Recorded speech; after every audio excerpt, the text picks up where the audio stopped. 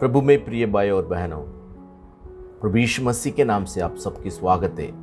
आज मैं आप लोगों के साथ नम्रता के बारे में बात करना चाहता हूँ। नम्रता क्या है और नम्रता के बारे में बाइबल क्या सिखाती है, इस बातों को मैं आप लोगों के साथ मैं समझाना चाहता हूँ। बाइबल में इस दुनिया में बहुत नहीं तो सबसे बड़ा जो नम्रता व्यक्ति मूसा बताया गया है, जो गणना की पुस्तक उसकी 12 अध्याय और 3 कलम में ये लिखा हुआ है, जो मूसा के जैसे और इस दुनिया में कोई नम्र स्वभाव का नहीं था करके बताया गया है।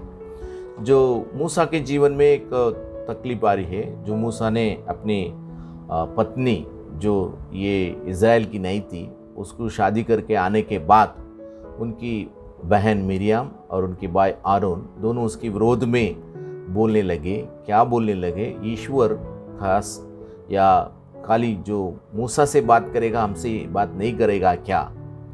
तब जो ईश्वर उनको बुलाकर उनसे ये बात कर रहा है, ये जो मूसा के विरोध में आप लोग कहते हैं, परंतु मैं मूसा को जानता हूँ, वो दुनिया में सबसे बहुत नम्र व्यक्ति है।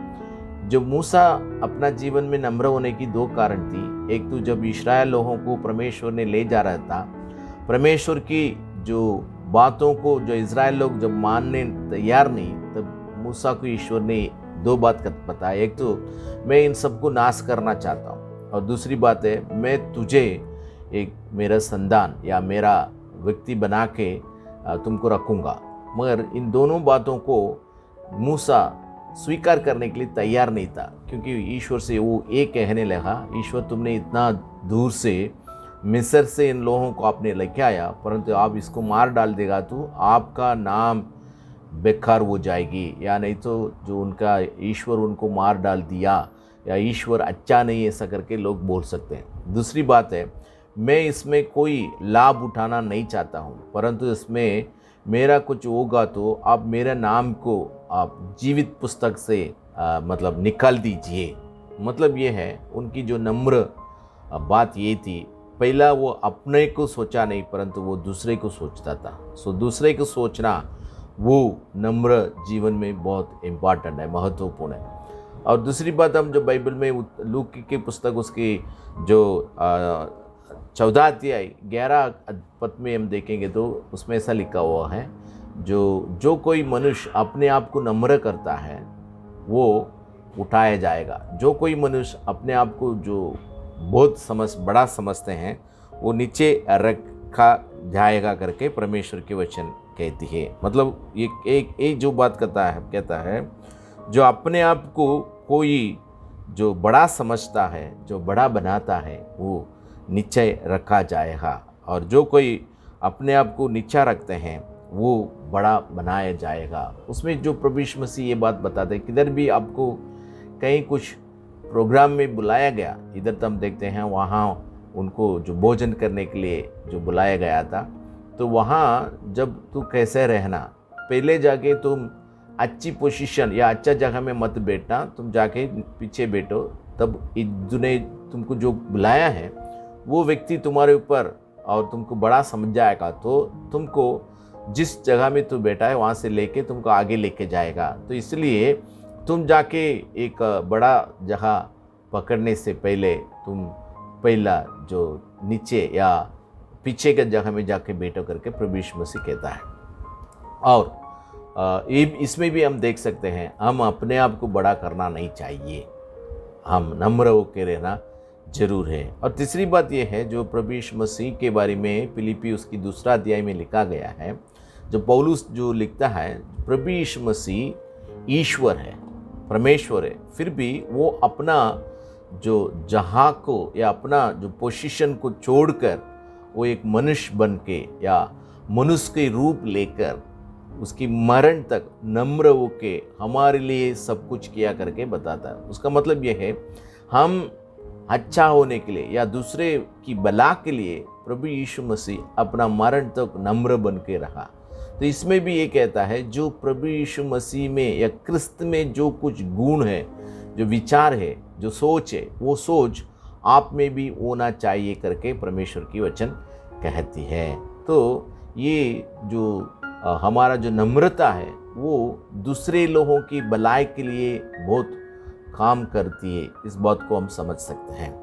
तो जो भजन संगीता 131 मतलब साम 131, उसमें जो 3 वचन है, वो 3 वचन में पहला जो वचन है वो बहुत अच्छी वचन है। उसमें 3 बातों को लिखा गया है। पहली बात यह है, हम हमारे हृदय में गर्व नहीं होना चाहिए, हम हमारे जो दृष्टि में गर्व नहीं होना चाहिए। और तीसरी बात यह है, हम किसी जो बड़ी और हमसे जो सोच समझ में ना आएगी ऐसे काम और कार्य में हम हमारा जो मतलब उसके अंदर घुसना नहीं चाहिए। जैसे जो बोलते हैं किसी के जो तुमको जो तुम्हारा जो मुंडी को उसके अंदर ना हिलाना, या नहीं तो तुम्हारा उधर कुछ है ही नहीं तो तुम उसके अंदर घुसना नहीं। इस तीनों बातों को वो बताती है। पहली बात में ऐसा कहता है, तुम तेरे मन में क्या होना चाहिए, जो तुम एक नम्र होना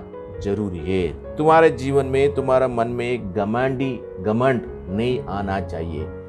हमको घमंड आती है, क्या घमंड आती है? 3 प्रकार की घमंड दुनिया में। पहली घमंड ये है हमारा ताकत, दूसरी घमंड ये है हमारी जो अभ्यास या जो पढ़ाई या हमारे डिग्रीज, और तीसरी जो बात ये है हमारे जो धन और दौलत और हमारे पास जो वस्तु है उसकी जो घमंडी हमारे जीवन में आ जाती है। इस जो घमंडी की वस्तुओं को हम हमारे हृदय से दूर करना है, इस बातों को बताती है। जो ताकत बोलेंगे तो इस दुनिया में क्या है, ज़्यादा से ज़्यादा मैं इस जात का हूँ, मैं ये एरिया का हूँ, मैं वो हूँ, मैं ये हूँ करके अपना परिवार, अपना जात, अपना जो विस्तार, इन सब को बढ़ोतरी करने वाले। इस बातों से हम दूर रहना जरूरी है, या नहीं तो ऐसे हमारे जीवन में घमंडी नहीं होना चाहिए। और तीसरी बात यह है हमारा दृष्टि, कभी किसी को हम नीच नहीं करना चाहिए, और हमसे होगी उनसे नहीं होगी करके हम दूसरे के कभी कोई बोलना भी नहीं चाहिए। जो परमेश्वर की वचन हमसे ये कहती है, हमारा दृष्टि में सब कुछ सब लोग कर सकता है, कोई किसी भी कम नहीं है, ये समझना जरूर है। और तीसरी बात ये है, कोई भी किसी भी बात हमारे जो विचार सोच के ऊपर होगा, तो उस विचार सोच के ऊपर रहने वाली बातों में हम हमारे मन नहीं लगाना चाहिए, या नहीं तो उस क्रिया में हम कभी अंदर घुसना नहीं चाहिए। क्योंकि जो बात हमें नहीं चाहिए उस बातों में हम दूर रखना जरूरी है। कोई भी बातों में अंदर घुसकर कुछ हम करने के लिए कोशिश करने का ज़रूरत नहीं है। ये जो 3 बातों को हम सही ढंग से करना जरूरी है, और उसमें हम ईश्वर की सहायता और मदद लेना जरूरी है। तीसरा वचन ये कहती है, तुम तेरे जीवन में आरंभ या उत्पत्ति से आरंभ से लेकर अंत तक ईश्वर की दया से चलो करके परमेश्वर की वचन कहती है। तो हम इन बातों को हमारे जीवन में लेके आगे चलना जरूरी है। जो अभी हमारे जीवन में बहुत जो लीडर्स, जो खास हमारा गांधी जी को बोलेंगे तो अहिंसा को आगे लेके चल रहा था, और वो अहिंसा बाइबल में से प्रभु यीशु मसीह से सिक्का करके उन्होंने बता रहा है, एक गाल में मारेगा तो दूसरा गाल देने के लिए तैयार हो जाओ।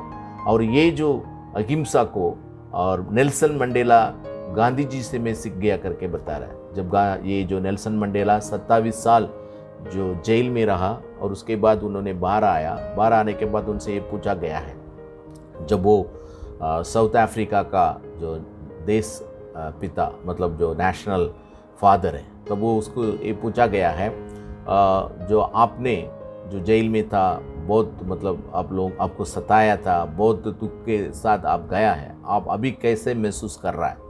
तो उन्होंने वो ये बात बताया है, मैं किसी के ऊपर क्रोध में नहीं हूँ, मैं किसी के ऊपर मेरा जो क्रोध लगाना नहीं चाहता हूँ, क्योंकि हम इस दुनिया में जो जीवन जीने वाले हैं उसका समय है बहुत कम है। उस कम समय में अच्छी जीवन जी के आगे बढ़ना जरूरी है।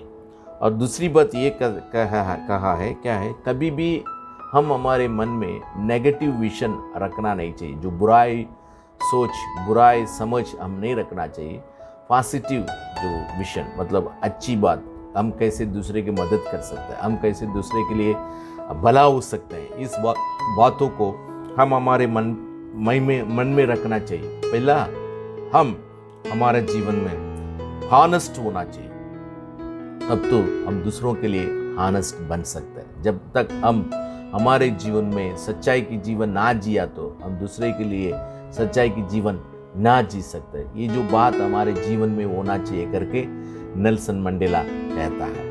उनके बारे में ऐसे मतलब बात ये बताया गया है, जब उन्होंने एक होटल में रेस्टोरेंट में गया तो वहाँ जो वह बैठ रहा था, तब जो उस होटल का मालिक को देखा, वो मालिक तो ये जो नेल्सन मंडेला जब जेल में था तब उनको बहुत सताया था, मारा था, पिटाई किया था। उस आदमी उधर का जो मालिक था, तो नेल्सन मंडेला उसको उनके पास बुलाया, तो फिर वो उनके पास आया और कांपते हुए आया, मतलब उसका हाथ पैर सब हिलने लगा और बहुत डर से और डर गया। तो उन्होंने बोला मेरे सामने बैठो, तो उनके मतलब टेबल के सामने वो बैठने लगा और वो कांपने लगा, मतलब उसका हाथ पैर हिलने लगा।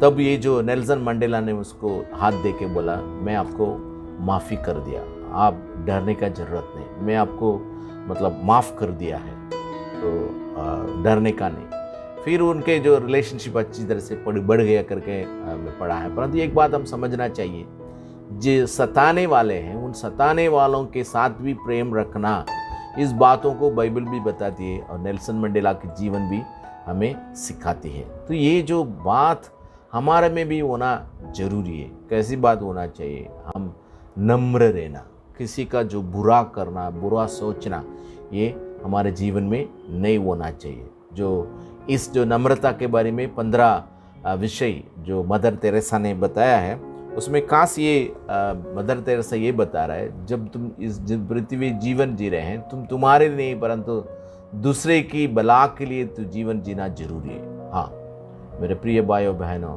हम हमारे जीवन में जो नम्रता बन के रहना, उसके लिए हम हमारे लिए इतना नहीं परंतु दूसरे के लिए भी हम जीवन जीना जरूरी है। ऐसे हम हमारे जीवन को समर्पण करने से हमारा ईश्वर हमारे जीवन में बहुत बड़ा आशीर्वाद करेगा। परमेश्वर हम सबको आशीर्वाद करे। आमीन, आमीन, आमीन। Thank you.